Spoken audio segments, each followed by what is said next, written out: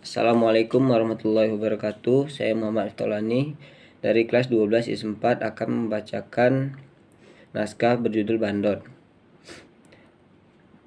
Rembugan para penghuni lapas tentang kebutuhan memanusiawikan lembaga permasyarakatan.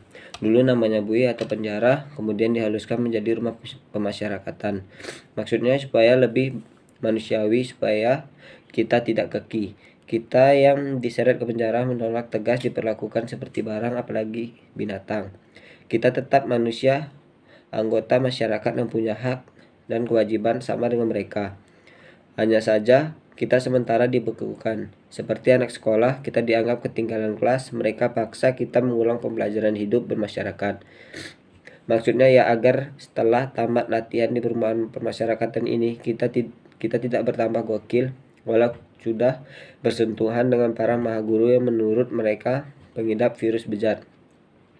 Mau mereka kita berubah jadi santun, kita diharap tidak lagi menggonggong.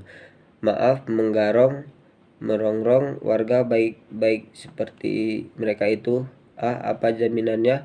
Ya, kagak ada. Ini bukan urusan utang piutang yang pakai bor. Kita di sini bukan manusia pinjaman dari masyarakat, kita hanya diasingkan karena menurut mereka kita sudah mengganggu, bukan dibuang. Hanya turun mesin, ya pasti akan dikembalikan ke habitatnya. Penjara bukan neraka tujuan, tapi bengkel reparasi mental saja. Di lapas kita tetap manusia yang tidak boleh digodok dalam kawah candra di muka, sebab kita bukan jabang tutuka. Kita hanya sedang latihan mengeja hak orang lain dan memenuhi seluruh kewajiban kita sebagai anggota masyarakat. Kita ini manusia, bukan raksasa, bukan binatang, bukan setan atau iblis api. Si Unyil, loh, betul. Si Unyil, jangan tertawa. Kita semua di sini, semuanya hanya dianggap si Unyil. Lapas hanya memanjakan segelintir dari kita dengan atau melirihkan suara. Hotel Prodeo ber-AC, ber-TV, ada penyewaan HP, liburan, general, check up, dan berkesempatan berwira swasta dalam pabrik narkotika, in-house jaringan narkoba internasional. Asal ada duit. Loh, jangan takut bila diskriminasi, itu bukan fitnah, fakta. Di sini ada orang media, tidak ada yang teriak ya. Ya, oh tentu saja termasuk kebutuhan dasar kita para penghuni lapas sebagai manusia normal. Katanya tetap akan dipenuhi. Makan, minum, serta kebutuhan rohani kita yang mendasar harus dipenuhi. Ada yang teriak usul, ya apa, siapa itu? Keras sedikit. Ketawa. Ya iyalah, termasuk kebutuhan seks kita. Ada yang protes. Loh, itu kan manusiawi. Mereka harus mengerti bahwa seks adalah bagian mendasar dari kebutuhan manusia yang normal.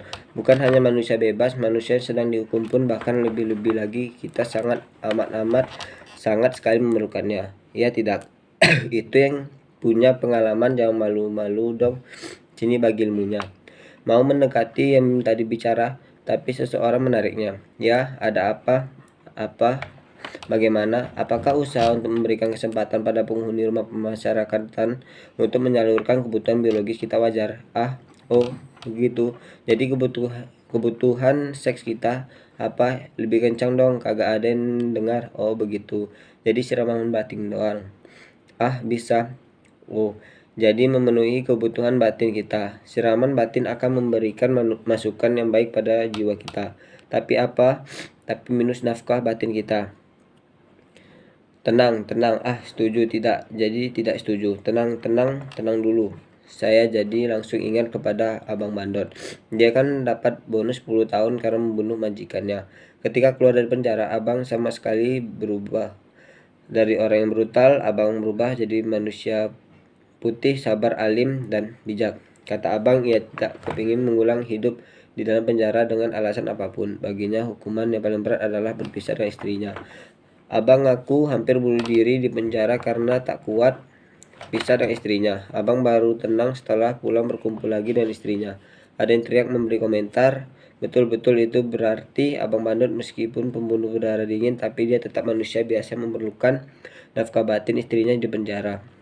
Janji-janji memberi siraman batin setengah-setengah yang diincrit-incrit. Kita sudah biasa tidak makan, tidak ngopi, tidak ngerokok. tapi kita bisa mati berdiri kalau tidak ketemu istri. Kalau rumah permasyarakatan mau manusiawi, tidak cukup hanya ngasih siraman batin, tapi mutlak harus komplit termasuk nafkah batin kita. Tepuk tangan seru, tenang, jangan tepuk tangan dulu, ada terusannya. Mau dengar lanjutan cerita Abang Bandot, dengerin. Begini, karena sekarang kebutuhan rohani komplit para penghuni rumah pemasyarakatan sudah diperhatikan. Dijamin akan dipenuhi. Abang Bandot tidak takut lagi di penjara. Belum lama ini ia sudah bunuh orang lagi, satu keluarga sekaligus. Sekian naskah yang berjudul Bandot. Penjelasan dari saya, lebih kurangnya mohon maaf. Saya akhiri, wassalamualaikum warahmatullahi wabarakatuh.